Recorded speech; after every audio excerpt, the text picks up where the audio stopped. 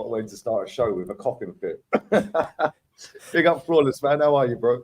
I'm blessed, man. I'm blessed. Well, I'm outside of football. I'm good. I'm outside of football. But big up for having me on, man. Much appreciated. Looking Come on, forward to man. the show. Come on, man. Saeed's stuck in Munich, and Northside's kissing dolphins. So, yeah, man, it's just the two of us. Man was limping up a dolphin, bruv. Like, what's that all about? Hey, man, let him enjoy what he's doing on holiday, man. Shout out to Saeed. Big up Northside as well. Yeah, he's living his best life. Mexico's lovely, man. Big up to him. Big up to everyone inside as well. Over 200 here already. Make sure you sub to Flawless's channel. The link is in the title. And get the likes through the roof. But there's only one place to start. And that's and that's with your football club, my friend. I don't think anyone expected you to score 3. But having said that, it weren't great. I didn't watch the game. Obviously, my team were playing. I've seen the highlights, and some of your defending is just woeful. Like legit, the complete and total polar opposite from last season. That was the bedrock of Manchester United last season, was us being defensively good, defensively solid, resilient, tough to beat. And that's why we grinded out so many results, even when we didn't deserve, because defensively we was so solid. And literally outside of Rashford last season, all our better players were defensive minded. And this season, it's just gone absolutely. I don't know what's happened, because it's the same. What's it called? Happy birthday to who? Who's that? That's your former goalkeeper. This is my friend.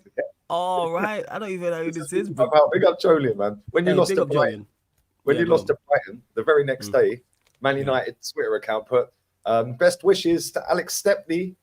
Happy birthday and all that. That's shameless. I know he's he was one of your legends or whatever, but come on, man, you just lost to Brighton. Twitter account, Manchester United, man. It is typical. But yeah, sorry, man. Go on, carry on. It's all good, and and defensively with the same players. Obviously, Varane's the only miss. We've just been all over the place. Like Bayern Munich weren't even great, and we just gifted them goals. The first one, Onana, you got to save that. Horrendous goalkeeping. You have to save that. You have to save that. Doing his best De Gea impression. That's what he did there. What I do like though is that I didn't watch it, but obviously I've seen the quotes that he asked to talk to the press, and he took full blame for the game. And I was like, yes, you was at fault, but you wasn't the only reason why we lost that game. You actually kept the score down. So the fact that he did that, I respect it. That, the first one. The second one, I know a lot of people I've seen people get on different people for the goal that Gnabry scored. Musiala cut inside Delo, and then people can say, oh, Delo should be stronger. People are talking about runners. That's Lindelof. I know on the TV on BT they tried to blame Martinez, but Martinez is over the left-hand side of the box with Harry Kane, and they're like, yeah, Reguilon's over there. But if Martinez goes over to cover Musiala, and then Musiala plays Kane, then they'd be like, even if Reguilon's there, why leave Kane? It's on Lindelof. He's marking nobody. Third goal, penalty. You know what I'm saying? Do I personally believe it was a penalty? No, but Eriksen's got to be smarter than that. He has to be smarter than that. He's experienced. He's extremely experienced. And the crazy part is, why is Eriksen the one defending the far post? That's what I didn't understand.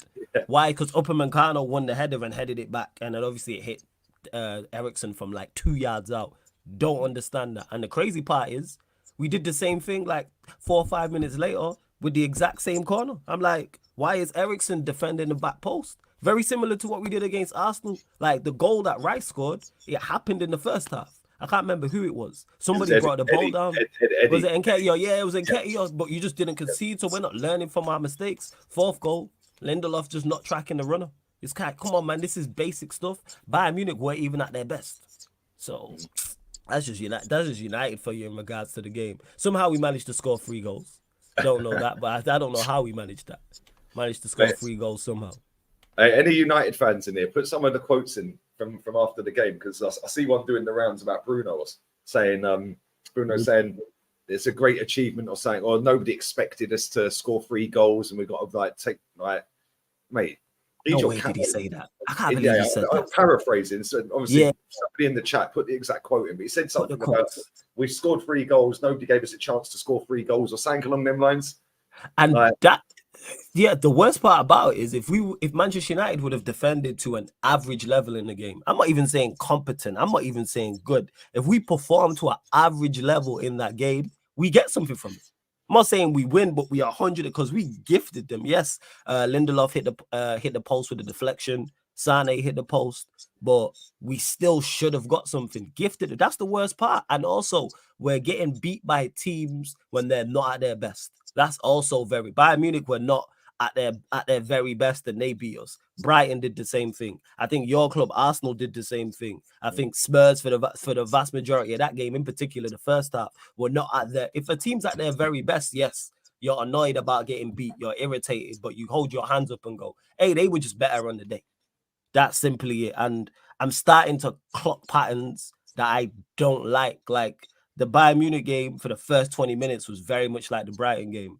Bayern Munich didn't really create too much, didn't have too much going forward. We was okay popping the ball around. Ericsson should have scored, yes.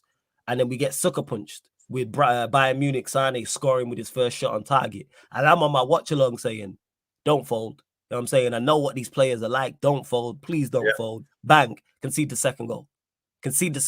I'm like, I'm starting to clock patterns and mentality. And then when we scored, Højlund scored the first one, and I thought Højlund was actually decent, 2-1. I said, we're going to concede. But what happens? A few minutes later, penalty. Why do you do that? Because as soon as you scored against us, literally 10 seconds after kickoff, black goal. Kickoff, we scored because again, I don't think it's mentality. I think it's concentration. We just not switched on. That's what I'll put it down to. Yes, you can kind of add mentality because we're lacking steel, but to me, that's concentration. Like, all right, we've not been good. We're 2-0 down away at Munich. Højlund just scores. The conversation should be, all right, let's keep it tight for 10 minutes. Let's forget even trying to go and score the equalizer. Let's stay in the game. Let's make the crowd restless because that's what would have happened.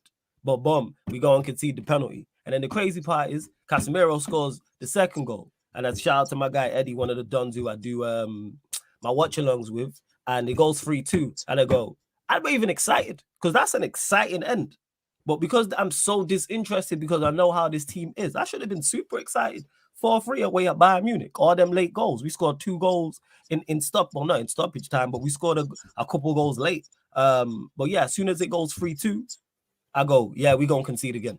Like I'm clocking patterns. And I said it. And then I was slightly ahead of my guy, Eddie. And we conceded the 4th. And I said, yeah, we just conceded. And he said, you're lying. I said, no. Like, this is very concerning that I'm clocking bad patterns like that. And yeah, so that's pretty much my thoughts on the game in particular overall. Yeah, it's not great. I can't lie. Bruno said, I don't think anyone expected us to come to Bayern and score 3 goals.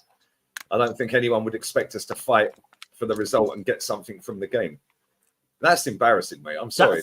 That captain of Manchester United Football Club, big Man United, saying that. That's outrageous. He should just not talk, mate. Honestly. Right. Agreed. I know it's the Don't say captain, nothing. he's got media duties and all of that, probably tied into a contract or whatever somewhere. But nah, man, I'm sorry. That's disgusting. It's not the first time. This guy's got previous, man. Yeah, that's why I don't pay no attention to press conferences. I pay zero attention because of things like this. What do you mean? I don't expect anyone to, and no one expects us to fight for the result. You could be playing a team who are triple the team you are in terms of quality. You should still fight for the result. I watched you lot play Everton on the weekend. Everton are not a good side whatsoever in terms of quality, but 2 things I say about them: 1, they're organized, and 2, they actually do. But 1, they're organized, and 2, they have a clear plan. You can see what they're trying to do. They don't just roll over. So the fact that he's talking about, oh yeah, no one expected us to fight for the result. I was fearful. I'm not gonna lie. When it went 3-1, when it was 3-1, I was like, this could be 5, 6, 7, 8. I was very fearful of Liverpool-esque game happening again because, like I said before, I've seen this team fold, in particular away from home. We actually didn't fold, but that's the bare minimum. You shouldn't get credit and praise for putting in effort. Yeah, like, that's what it is. And with Bruno, with his performance, that's why I don't even criticize him, because I'm used to him when it comes to those games. He's never performed in a bigger game, in a big away game for us. Yeah, but he got an assist. He got an assist. You got an assist. Yeah, got an assist, and it's like, watch the game.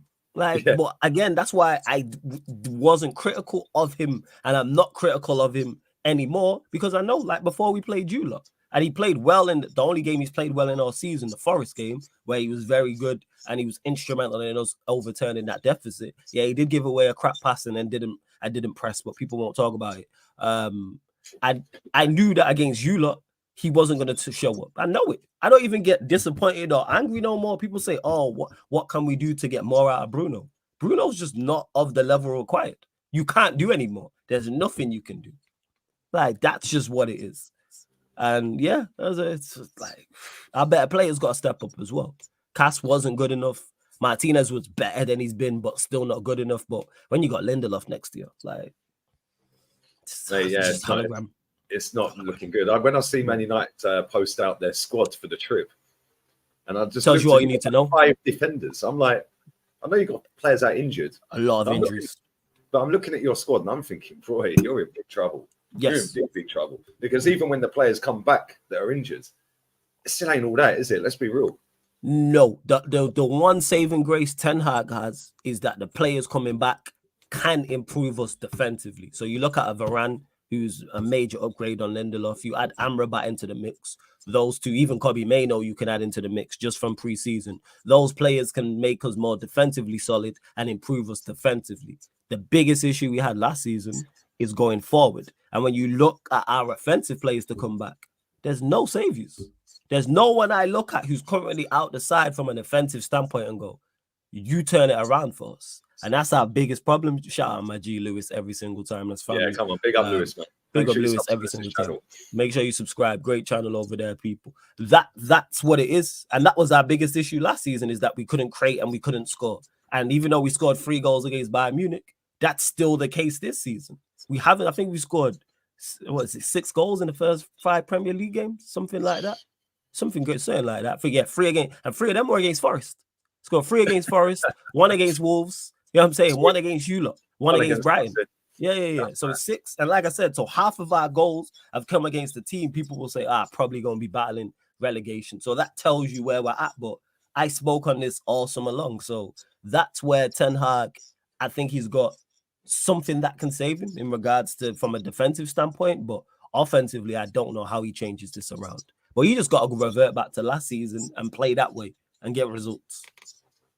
Yeah, 100%. Listen, when you look at this, the big players in your team, like Casemiro, I mean, bro, like every time I've watched Casemiro in the last 10 games, and back in the last season and the beginning of this, I just think, like, what are you doing with this guy, man? Like, this is one of the best DMs in the world. He ain't even a DM. He's an all-round midfielder.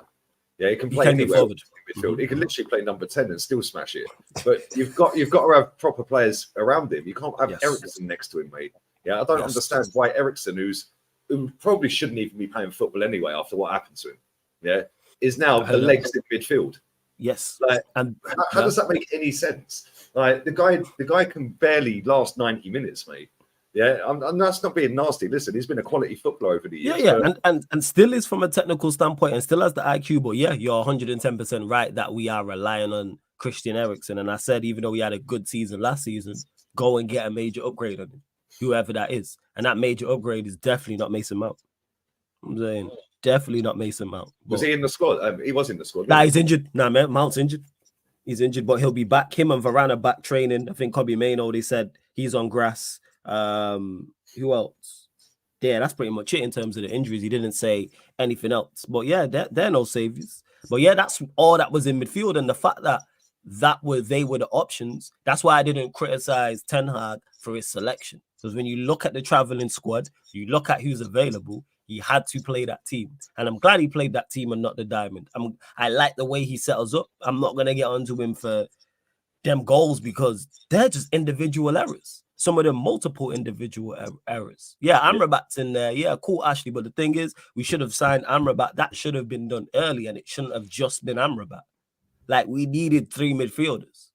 3 central midfielders should have been signed. We should have had a major upgrade on Eriksen, back up to Casemiro, and you go and get an upgrade on Bruno. That's what it should be. And the players were out there to go and get. Said it all summer long. You know who we need to go get? Go get Maddison. I was told Maddison's not that good. He just got relegated with Leicester. Blah, blah, blah. Now look at him. And I've been talking about Maddison for the past 2-3 years. Chelsea ended up getting him. Go get Lavia. 50 M's. You know what I'm saying? What better backup to a Casemiro? And then as for the upgrade on Eriksen, not sure, but you go find somebody, and then that sorts out your midfield, and then you throw an Amrabat in there, cool, Kobe Mano in there. All of a sudden, you got competent midfielders in there who are of a certain quality, and you got competition for places. Because that's another thing I've seen a lot of people say. Oh, we should drop Bruno. Oh, we should drop Rashford. Poor performances. I'm all for dropping players for poor performances. All for it. Standards, hear it. But I don't think dropping Bruno improves him. That's what I said. I think it's and who you playing ahead of him? Maybe play Eriksen. I'd like to see Amrabat, Casemiro, Eriksen. That's we're not going to see it, but that's my preferred midfield three. Yeah, if you're gonna play Eriksen, he's got to play him in the 10. Bruno's position. Yeah, 100%. You play him in the 10, and that's where he should be as well, because that's where he's got himself into a pickle now, isn't he? Because he's giving him the armband. Yes. And now he can't drop him. That's another mistake. Yeah. I know people say he dropped Harry Maguire, but he didn't want Harry Maguire. He wants Bruno. That's why he gave him the armband. So now he's undroppable. Rectify that. Have to rectify it. Got to. Yeah, it's mad. It is actually mad. Listen, big up to over 500 in him, man. Smash the like button. Apologies if the mic's been playing up. I don't know what's going on with any of this today. It's everything's just bugging out, man. So yeah, it keeps flicking onto the default, and obviously you can hear the fan flying into the background. Oh, is that what it is? I didn't know if it was me. You know what I'm saying? No stress. I have to flick it back onto the road mic. Yeah, but then I don't know what it's doing. It's just tripping out and going back to default. It's cool. We can hear you anyway. It's all good. It's just winding me up, mate. It's crazy. We need to get some upgrades around here. Yeah, I'm moving like Man United right now, man. Yeah, facts, man. You know what I'm saying? Get some upgrades. Get some speaking of major upgrades and all them things there. You know? Yeah, make sure you sub to Flawless's channel. The link's in the title, guys. Hey, love. But yeah, man, who you got this weekend? We got Burnley away. Late kickoff Saturday. Burnley away. Wow. Yeah, Burnley away. Which is, I've said this, I think it's as close to a must-win game without it being a must-win game. Like even if we draw this game, that's when I can see, like, that's when it's crisis. Because I've said already, I don't think it's crisis. I think we're just in crisis waters. But if we lose Bayern Munich, you don't want to lose any match. But people are not looking at that going, that's a game we should win. Whereas I think people are looking at Burnley away. Then we got Palace in the cup and then Palace at home. Back-to-back games the next week. And looking at that and going, there are 3 games we should win. If we don't beat Burnley and we don't beat Palace in particular in the league, in trouble. 110%. That's when I go crisis. Once you stop beating teams. Yeah, people will talk, all right, we lost to Spurs, we lost to Arsenal. Again, disappointing. But that is 2 Big 6 teams. That's a tough start. That's 2 tough away games to have back-to-back type of thing. We won our 2 home games, even though, Wolves, we didn't play well. But we gotta Honda. Hey, we ain't relegation battling side yet. All right, we ain't there yet. We bottom half of the table. Don't do that. We ain't battling relegation yet. Yeah, not quite Chelsea level yet. not quite Chelsea level yet. But shout out Chelsea because they are saving me in it. They are saving. Shout out to Lewis, but I told him that I was like, thank God for Chelsea because they are helping us out. All the heat off of United. I can't. Yeah. They are, but they are bad though. I was saying, like, I watched them and I was like, whoo, we're bad, but yeah, you lot are worse than us. And people, that's not me bigging up Manchester United, by the way. Just making an observation. That is legit it. But yeah, hey, big up, man. Thank you for subbing to the channel. Appreciate it. Yeah, come on. But yeah, why have they decided the Premier League to put your game on at 9 p.m. Spanish time on a Saturday night? I have no idea what is going on with the scheduling. I looked at it and then I looked again and I was like, wait, 8 p.m. on a Saturday. And like, I know Burnley's around the corner from Manchester. Cool. But I'm like, why? And then even the Sunday, you've got the North London derby, Liverpool, West Ham, Chelsea, Villa, all at 2 p.m. UK time. And then the 4:30 p.m. kickoff is Sheffield United, Newcastle United. I have no issue with watching Newcastle United. They're good. But why put Sheffield United, Newcastle United, the late kick? Look at Chelsea and what's going on. You put them as the late kick. You put Chelsea Villa as the late kick. Come on, man. Eyeballs on your product. What's going on? So, yeah. It's Yes, crazy. Lewis, you are. The thing is, Manchester and Burnley are right near each other, but this is where the Premier League is so dense because they go, oh, well, Burnley and Manchester, that's not far. Okay, how many fans of Manchester United actually live in Manchester? Yeah, there's a lot of fans outside of Manchester. Yeah, Exactly. yeah, There's loads in London. There's loads in Surrey. There's loads in Leeds. There'll be loads all over. Everywhere. Yep. Yes, yep. It's like if you live in Surrey, you've got to drive all the way to Burnley to watch that game, like on a Saturday night. Facts. Crazy. You ain't getting home until like 5 a.m. Yeah. Facts. Like the game will finish at 10. It's got to be at 4, maybe 2 a.m. Yeah, maybe depends if you're in Yorkshire, if you're in Midlands, like you said, if you're down south. Yeah, it is peak for you, but they don't care. You know what I'm saying? They really don't care. Yeah, unbelievable, man. Unbelievable. Big up to everyone, man. Big up for the super chat as well, bro. Don't even get me started on some of these fans, man. Yeah, it is what it is. Big up, I'm on, man. Yeah, honestly, I prefer not to speak. If I speak, I'm in big trouble. That's funny. No, honestly, man. Like I said, goosebumps at the carpet under the lights. Champions League nights are back. Fantastic. Well done. Yeah, like crazy. Absolutely crazy. Great result for us. I don't know if you've seen the goals. But, I haven't. I actually haven't seen your goals going. Tell me about your game. Nah, man. We were playing with 10 men. Kai Havertz. One of the worst performances I've ever seen in an Arsenal shirt. And listen, I didn't realize he had so many fans. Oh yeah. Kai Havertz fans are strong. You know what I'm saying? They move in numbers. Yes, I do not get it. And the thing is, most people watch the ball. Yeah, they watch the ball. They're following the ball round on TV. Yeah. Yesterday, because of all the hype about this guy off the ball, yeah, OOP stats and PADJ, yeah, like, what's that all about? Sounds like an STI. Wait. What's PADJ? What's possession adjusted? Wait. Bro, I want to show you this. I'm going to find this. Yeah, please do. People just be making stuff up. Like I've seen what expected progressive passes. I thought that was crazy, or expected passes or something like that. But I've never heard position adjusted. How about expected trophies? How about wins? Yeah. How about some trophies? Yes. Yes, please. Let me find this real quick and share the screen because this is wild, mate. People are making up these little pie charts and everything and dartboards. Here we go. I found it. Bosh. Let's go.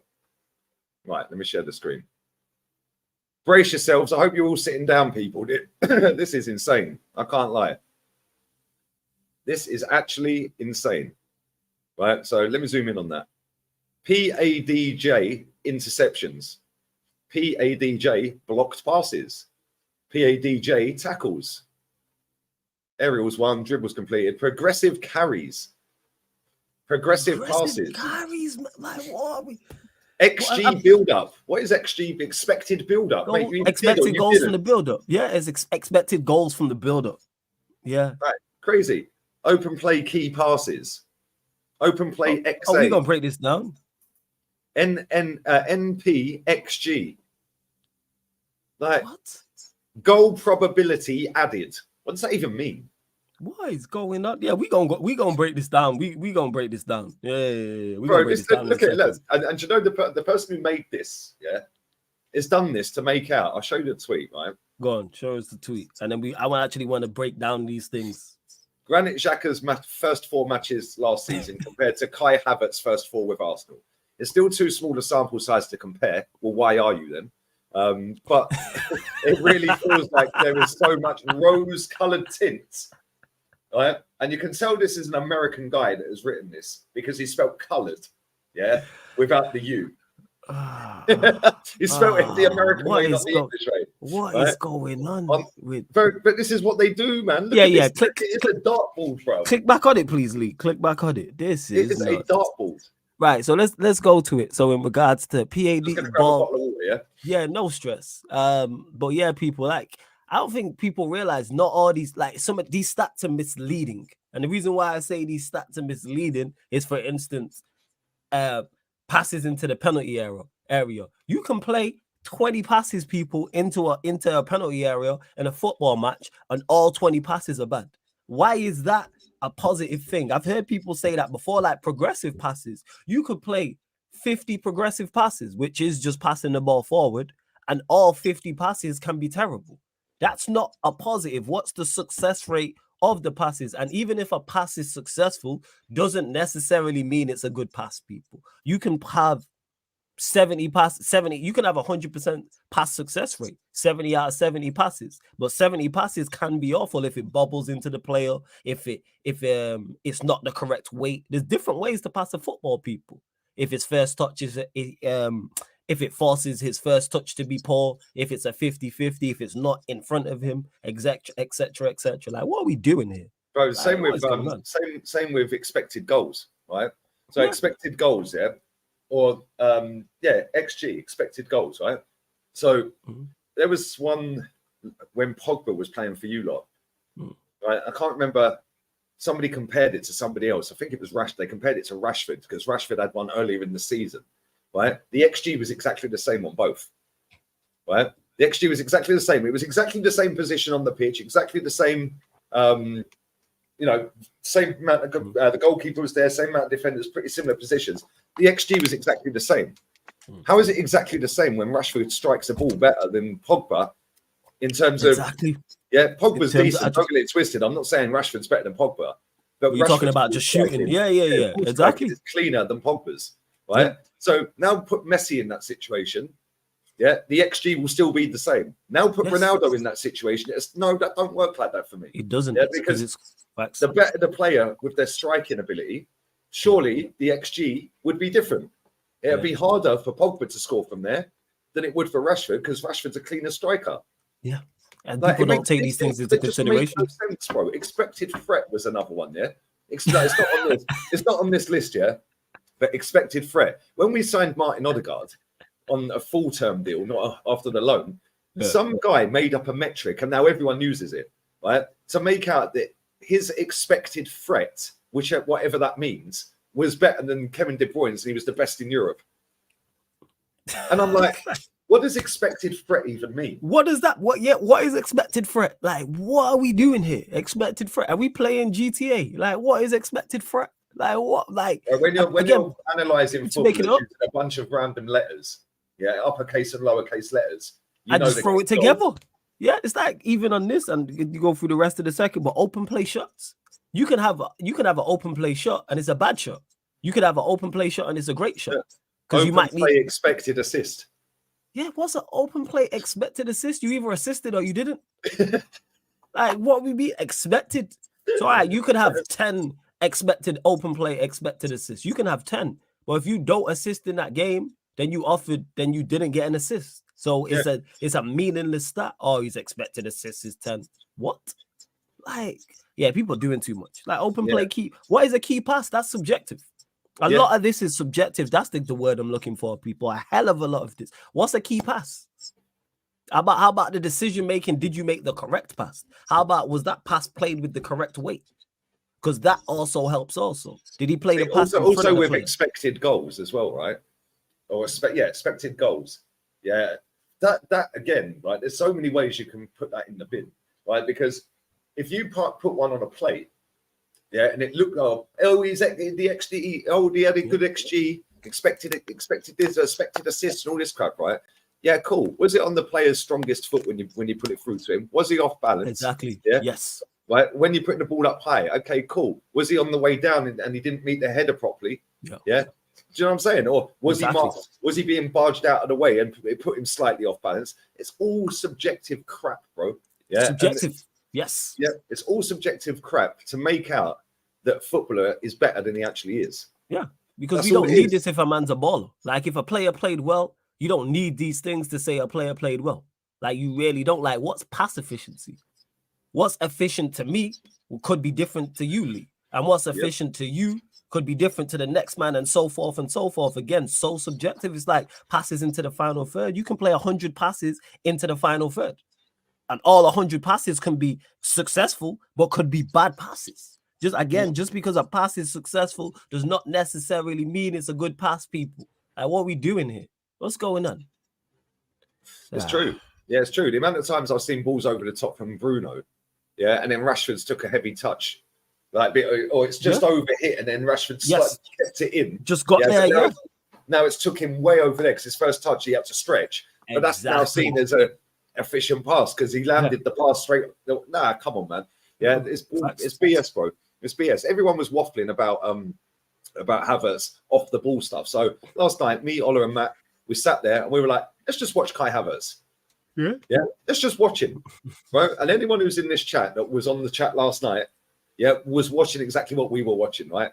I go on Twitter, Matty goes on Twitter, the love bet. Oh, that was Kai Havertz's best game for Arsenal. And I'm like, are you watching a different game? They're following the ball, right? Which is cool. But then don't sit there trying to lord up a player when you ain't been watching what he's doing. Him off the right? ball, off the ball when we have the ball, right? He's running towards the gap where there's two players. There's a player. Like centre circle was the prime example last night. There's one on the centre circle standing there, one of their players, and there's one on the arc of it in our half. Saliba's got the ball. He instead of pulling away and getting the ball fizzed into him, now he's on the half turn and he can go. Yeah, he runs in between these two players, bro. He's hiding. So now it's a risky pass that Saliba can't play because if Havertz miscontrols it, they're in. Yeah, he was doing that all night. Yeah, then when we've around. He jogs around, like arms down, stumping. And I said he reminds me of Lurch. Yeah, he reminds me of Lurch, bro. Put the bolts in his neck, he's away. Yeah, like, it's true. Right? And Lurch, sorry, that was a funny reference. Off the ball, when they've got the ball, he never looks over his shoulder at all. And people were just running off of him. Then he jogs over here, to where there's no one that he can mark. Then he'll jog back over here. Yeah, then he's just standing still in the penalty box, in our box, not looking over him. The amount of times people run in, like, it didn't lead to anything, but against better players, the ball, you're going to see by the time he reacts, bang, it could be in the back of the net because they really struck the ball. 100%. You're right. I hear exactly what you're saying. And he played the whole game. Oh, I didn't take him off. I did not know that. Wow. Well, the explanation for that, in my opinion, is he don't start Sunday. But if I see that guy on the pitch Sunday, mate. You know what the crazy part is though? I can see I put a shout out to my guy Jez who said this. I can see him scoring the winner on Sunday. And I said that to every day. See, you know that. See, you know the pattern because he can score the winner on Sunday because it's such a big game and it's Spurs, North London derby. Then all his stands will come out and say, "See, this is why we signed Kai Havertz." You have to back him. All you people that wrote him off, Arteta's finally got a tune out of him. He was misunderstood at Chelsea. Just back him. Just back him. He needs our support. Shut up, man. He's getting 200 grand a week. That needs our support. The guy looks like he wants to be anywhere other than the pitch. Yeah, he's just not very good. Everything is just bad about him. Anyone in this chat, even if you've got 90 minutes spare and you want to waste it, go and watch our game, full rerun, and just watch him. Even when he's out of shot, you know where he is because you've seen him run out of shot. So you know jog out. So you know he's getting. There was a chance in the second half, right, where the ball's down the wind and he could have gone, and he could have run diagonally, slowly, like into the box, slowly diagonally across the pitch, into the box, right. Instead, he slows right down and comes into traffic and stops and then passes it. It's like, mate, what are you doing? If that's Jesus, Saka, and Martinelli, Trossard, they're gone and they have a shot. Yeah, that's the difference, man. Kai Havertz, I can't believe you lot signed him. He's terrible. Wells is on this wheel as well. Before we let me read these two supers. Yeah. Get to that. I stand with my original decision. Havertz's best position is still free him from the left on the Hertha Berlin bench. Facts, yo. He's a bench player. That's one of the funniest comments I've ever had. The collab I didn't know I needed. Big up, lads. Listen, it's every Thursday, man. Saeed and Thursday are normally here as well. But Saeed's plane got delayed back from Munich and Northside's in Mexico, man. So man, I'll be here every Thursday, people. Don't worry, man. I'm here every Thursday. Where's the one I wanted to? Yeah, where is it? There it is. Goal probability added. Can somebody explain what that is? Goal probability added. I'm going to Google it. Yeah. Please. I have no idea what that is. GPA. Goal probability added. Here we go. Somebody's explained it. All right, this will be good. Right, goal probability added, explained. This is an old. Oh, it's the same guy who wrote this. Oh my days! Oh my days! There we go, man. My man's. I respect it. My man's consistent. It's the same guy. It's consistent. Oh my days, bro! This was from 2 years ago. Right, I've been posting goal probability charts on Twitter, and it has inspired some questions about what it actually is. Yeah, of course, right. Of course, because we don't know. He's right. It then goes on. essentially, in the simplest terms, it is the difference in probability of a team scoring or conceding after an event compared to the probability of scoring at the start. What? What? Say that again. Wait, what? Essentially, it's this in the simplest terms. It is the difference in the probability of a team scoring or conceding after an event compared to the probability of scoring at the start. Well, surely scoring at the start, there's been an event because you've kicked off. Yeah, man, are just doing too What is much, wrong man. with these people? Man, are just doing too much. That's what that is. Doing way too much. Like, what are we doing? Doing way, And not only way, that, way how too can he much. work that out? How can he actually work out the chances What's of conceding? what's the metrics being Yeah. used? Again, a lot of this. Again, we go back to that Here we word. go. Here we go. We've got some context for the calculations. I broke the field into 400 zones, bro. Get out and touch grass. Honestly, you've literally sat there with a spreadsheet. What the fuck is this, bro? Yo, people just doing too much. Goodness, I get it. Like in regards to people who break down the game tactically, I respect, because I've seen some absolutely brilliant A1 tactical breakdowns of football and games in certain moments. But yeah, this is too much. When you're doing things like this is too much. Right, I'm gonna have to share this because this is wild, mate. I can't lie. Probability. This is wild. Big up everyone inside, man. Smash the like button and subscribe. Yes, man. Bump up the likes, man. Come on. And make sure you subscribe here as well if you haven't. Right, where are we? Right. So for the calculations, I broke the field into 400 zones and then looked based upon play actions. They love all these funky words to make it sound like they know what they're talking about. How often teams score and conceded from in those positions.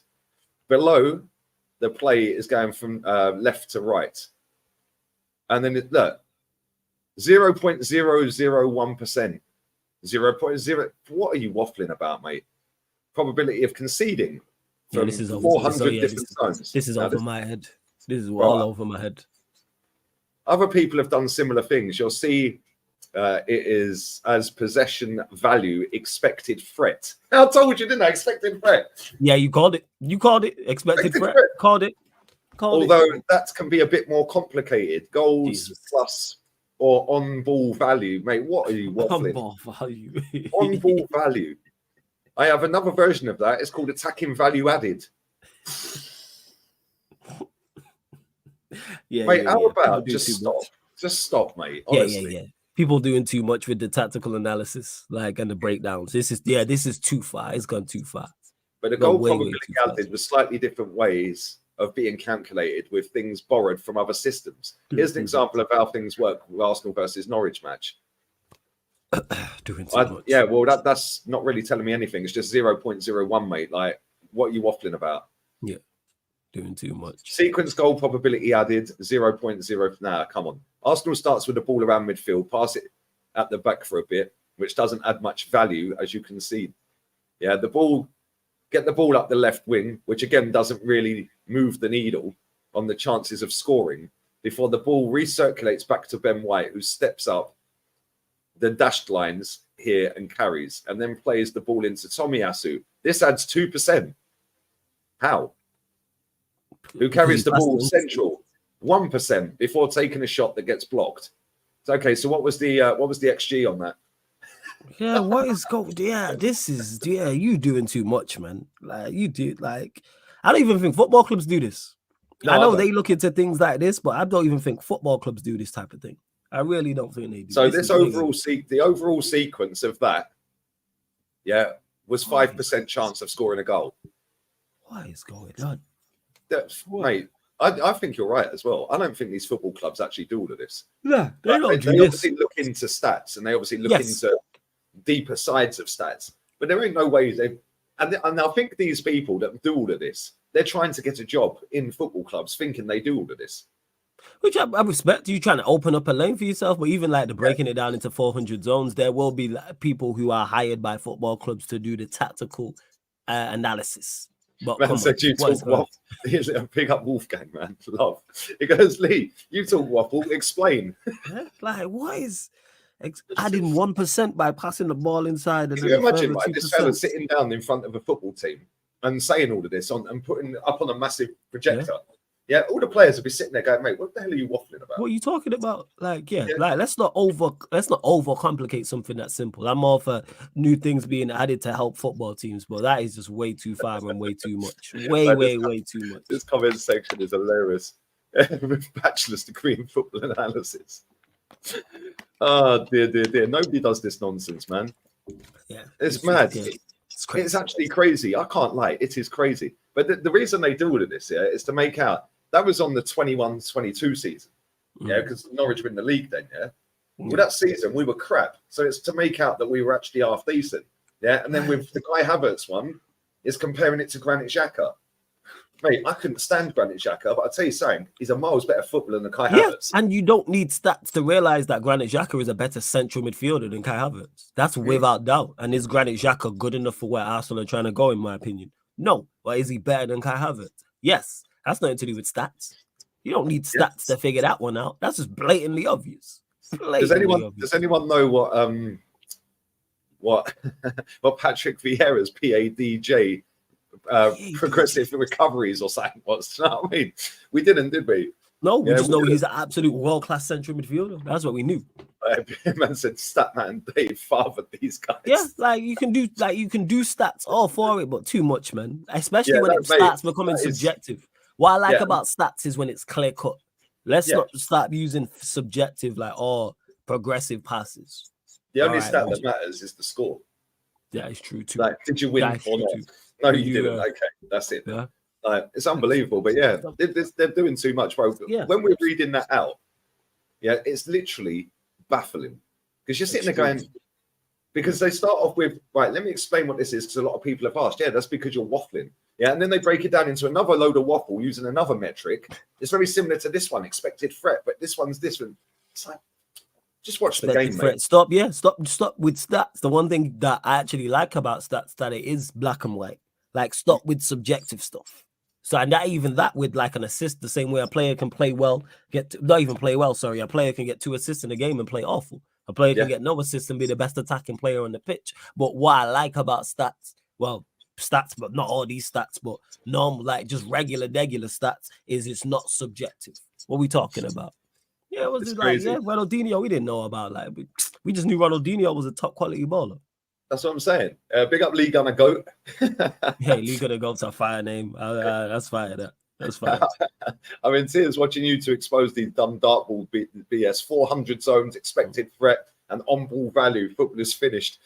Mate, they must sit there on match days, some of these people, honestly, with a compass, a spreadsheet, a calculator, and sitting there just marking, okay. They can't watch the game, mate. They can't watch the game. And if they do, right, they'll watch the game, but then they'll watch it back about 15 times throughout the course of the week, right, and just do too much. So another one, scan rate. Last season, we played... What? Scan rate? Scan rate. Do you know what that means? Is that every time a player does this? Yeah. Scan rate. Apparently against Fulham, I can't remember the exact amount of times, but Martin Odegaard scanned the pitch, about 300 times, which gave him a scan rate of 0.9. So we are giving attacking midfielders and midfielders praise for doing the basics. Looking over your shoulder. That is just people. You should not that should not be a thing. You should not be getting praised for looking over your shoulder. Scan rate. What are we doing? That's just basic at any level. You play Saturday League, Sunday League. I play Saturday League. I've played Sunday League. I play midfield. I scan over my shoulder. Not very well, but that's just basics. Don't praise these man for doing the absolute basics, doing this. Scan rate over the shoulder. This is a TikTok video. I'm not sure. In fact, you know what? Can I play it? Let me see if I can play it. The field around 450 times per game with a scan rate of 0.5. This means that in the 10 seconds leading up to receiving the ball, he looks around approximately 5 times.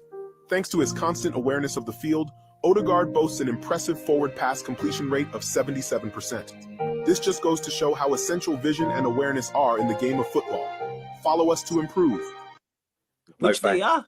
Like awareness is like 100. Like yes, you need to be fully aware on the pitch, whether you're an offensive player or whether you're a defensive player. But yes, scan rate. Scan rate. Just say the player has good awareness. Like Yeah. let's not stop doing too much. Oh, he has great awareness when he's receiving the ball with his back to goal. Whether that's on the edge of the area, whether that's in the actual penalty box, whether it's on the halfway line. Like what we do is scan. Does anyone know what Cesc Fabregas' scan rate was? Because he was always looking over his shoulder. He was always looking, always. Paul That's why he always Scholes, had time on the ball. Paul Scholes, like, exactly. What are we talking? What? Like, no, we just knew that they had great awareness. Scan rate. All right. All the things older guys good at, and that's what you go with.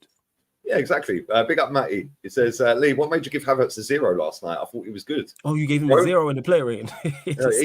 Bro, I swear. Normally I'll give him a 1 because he put his shirt on the right way round. Right, do you know what I mean? Yeah, bro, absolutely dog shit. Yeah, bro, go back and watch this game, Matthew, yeah? But don't watch the game, just watch him for the 90 minutes. Yeah, like I said earlier in the show, without the ball, his scan rate was 0. Yeah, when we're defending, because he's not doing that and people are running off of him. When we've got the ball, he's running in between two players, so we can't give him the ball. He was hiding all night. Yeah, absolutely woeful performance. One of the worst I've seen in an Arsenal shirt for a long time. Yeah, unbelievable. But yeah, other than that, I thought we were sick. Yeah, we played with 10 men for the whole 90. Saka took 8 minutes to get his first Champions League goal. Shout out Saka, man. Shout out I see the stats doing the rounds. It took Ronaldo 27 games. It took Messi 5. You're trying to compare him, Saka, Starboy Saka, Champions League. It's into Arsenal. A conversation already. Oh, but yeah, his goal was good, man. Nice shot from Odegaard. Keeper parried it, and then he kind of scuffed it a little bit. But I think if he hadn't scuffed it, the keeper probably would have saved it. He had to kind of kick it into the ground for it to go in. And then my boy Trossardinho, man. Oh my days.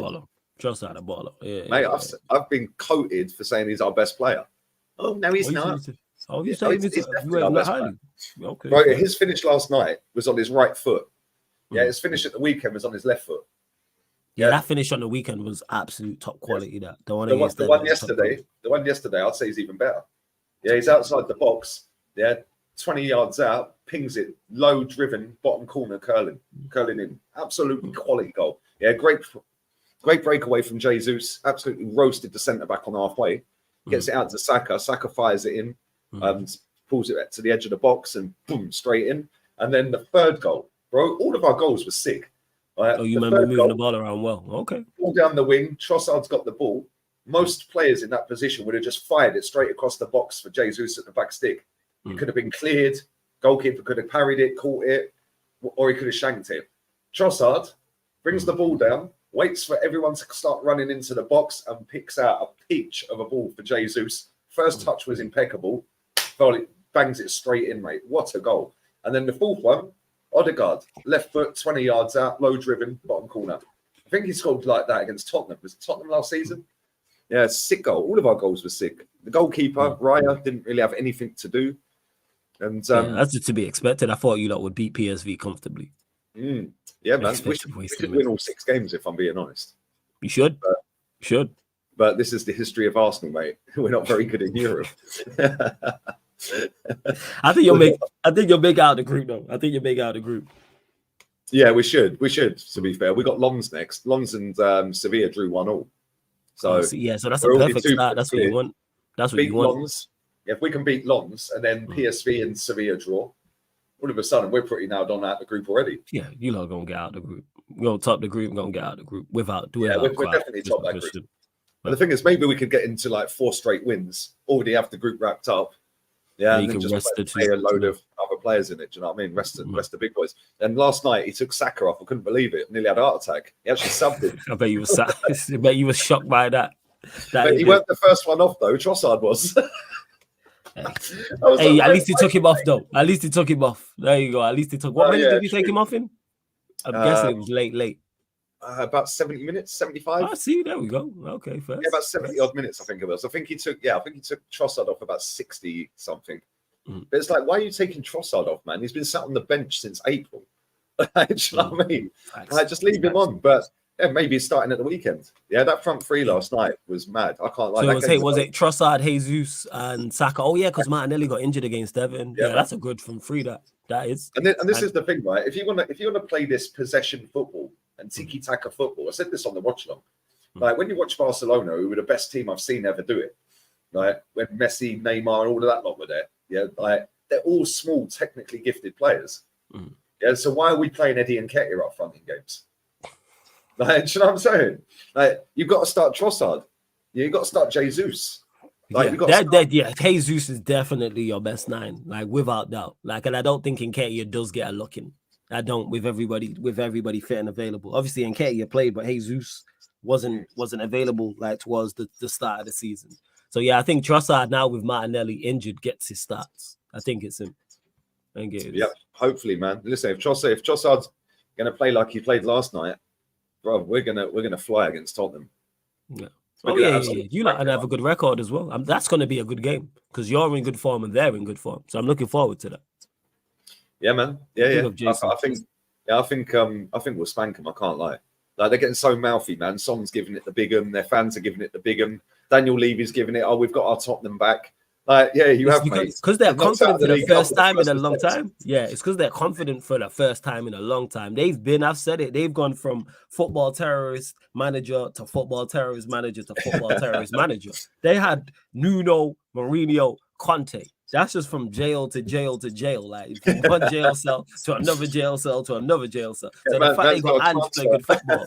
Yeah, like they've been suffering. So the fact that Ange Postecoglou's gone in there and actually has them playing offensive football, that's where it comes from.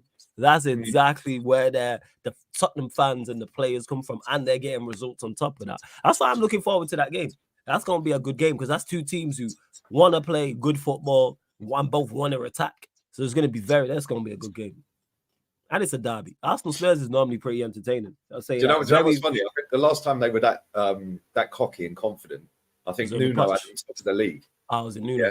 Yeah. And we were bottom. Yeah, first time ever in football that's happened that they've been top and we've been bottom ever. That's first time. Yeah, and I remember that season. Then we play them. Yeah, and I think we battered them 3-0. Literally, we absolutely wiped them off the park. Yeah, but they're going to come to the Emirates with this Ange ball. Oh, we've got our Tottenham back. They're going to think that they can play us off the park, mate. Just watch PSV try and do that last night. They got walloped. Yeah, it could have been 8 or 9. Yeah, do you know what I'm saying? Yeah, any team that wants to come and play and get a result against us at the Emirates, I'll park the bus. Yeah, because you play football.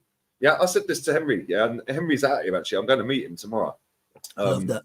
His father-in-law and mother-in-law got a gaff around the corner from here. So lovely people as well. Big up to Mark and Jane.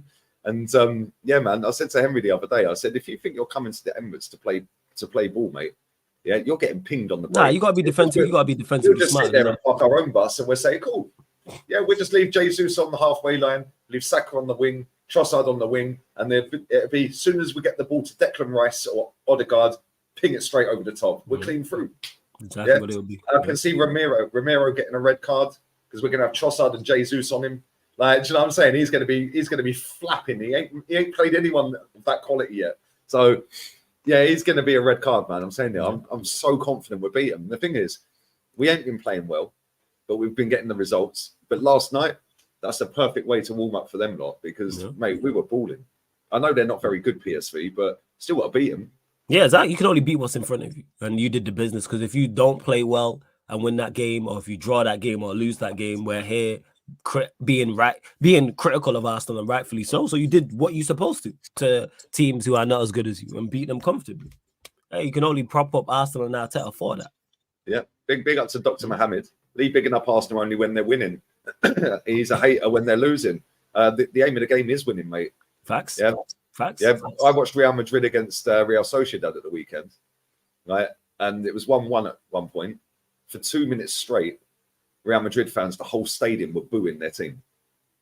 Yeah, 2 minutes later, Real Sociedad conceded the goal that ultimately won Madrid the game. So it's almost like booing your own players gets a response. And yeah, that's a hostile environment. They don't care. Real Madrid fans they have booed legit all of their legends. They don't, all of their modern day legends, I should say. They from booed like Ronaldo. They booed Ronaldo, when he was there. The second half, he came out and scored 4 goals. booed Ronaldo, you know, them, Yeah. booed But bro, Gareth listen, Bale. but they have got the mentality. Yeah, it's a sport. You're there to win. Yeah, I remember when Man City played them last season. Yeah, they were booing them. They were booing their own players then because they were. And do you remember Vinny Jr. even went to Ancelotti and said, "Well, we're going to try and play football it." What's going Because on? they were just What's parking the doing? bus at home against Man City. What we doing, and that's it. Like, yeah. So yeah, of course, but of course you're gonna praise when you win, and if you lose and it's not in good fashion, of course you're gonna criticize. You can word to Matisse, you can criticize in isolation and you can praise in isolation. If you win 4-0 and play well, of course you're gonna praise the team and the manager. Same way, if you lose 4-0 and play badly, you're gonna criticize the team and criticize the manager. Like, again, it's on a game by game basis. Of course, you can do overall analysis as well, depending on what's going on at the football club. Yep. And it is a good comment as well. Real Madrid fans booed their players versus Schalke in a group game that didn't matter. They lost. Vinterla scored a banger. Bro, do you know what they did as well? When they won the Champions League the year before last, do you remember Ancelotti had just gone back there? They'd won 10 out of 10 in the league. Right? They were top of the league, record-breaking first 10 games for goals scored in La Liga history. Right? They were already out the group. And actually, I think they needed one more win to get out the group, but they were going to get out the group anyway, right? And they played FC Sheriff and lost in stoppage time to a screamer. I remember when he lost to Sheriff. Yeah, I remember that. Yeah. The whole stadium were jeering, booing. The white handkerchiefs were out. Guess what? They went and won the Champions League that season. I remember, they lost to Sheriff. That was crazy. Yeah, I remember that. That is nuts. Lost to Sheriff. But that's what they do. The standards were held. The standards are held up. They won the first 5 European Cups. Yeah, the standards have never dropped since. Facts. Yeah, they've never dropped since. To win.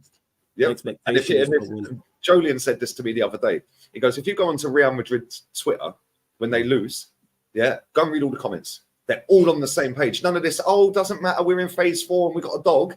Yeah, it's like, no. It's a disgrace that we've lost the game. It's Real Madrid. And that is the standards that are set at that club. The standards were set with this lot behind me.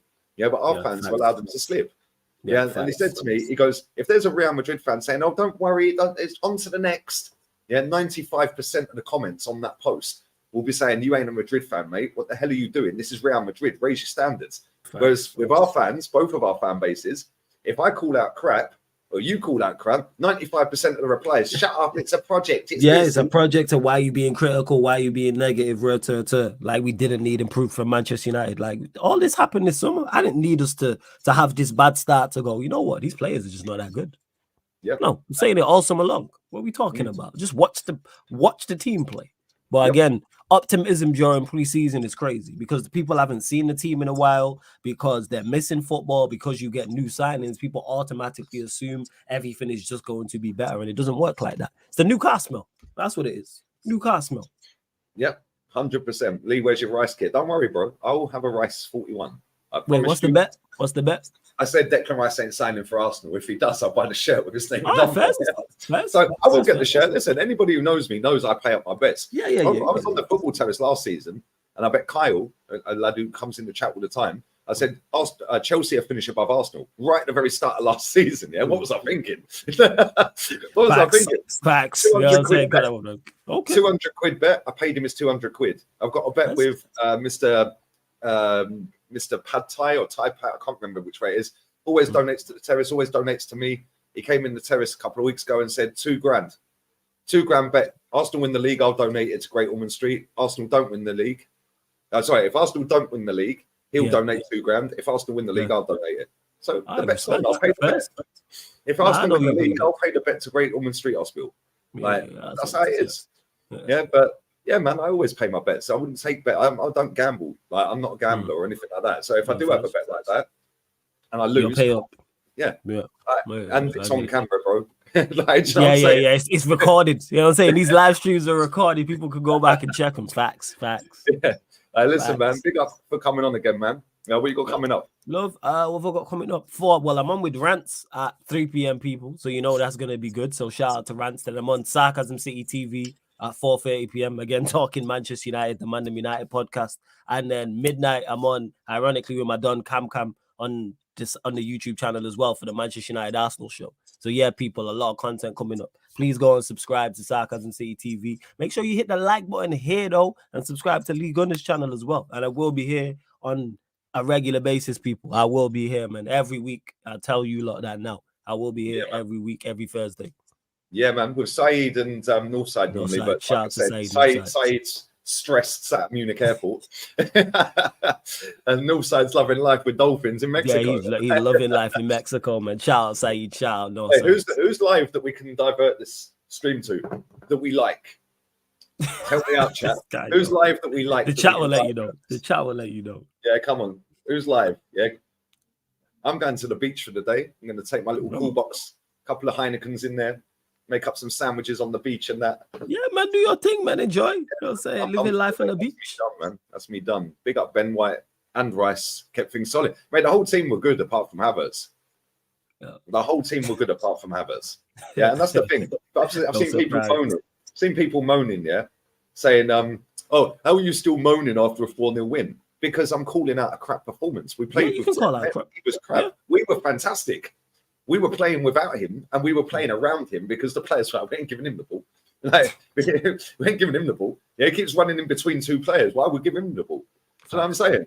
Facts. And you praised everything. The crazy part is you praised everybody else. You said how good everyone else was, but you just said he was no good. What are we talking about?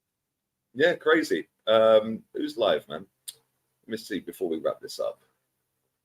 All right, I would swerve it to there, but that Rory fella's on there. No, that ain't happening. That ain't happening. Right, LB it is then. LB it is. Let me get LB's link and then we'll wrap this up, people. I love that. So yeah, if you want to go and see what it's like to be happy with your football club, go and watch Lewis's channel.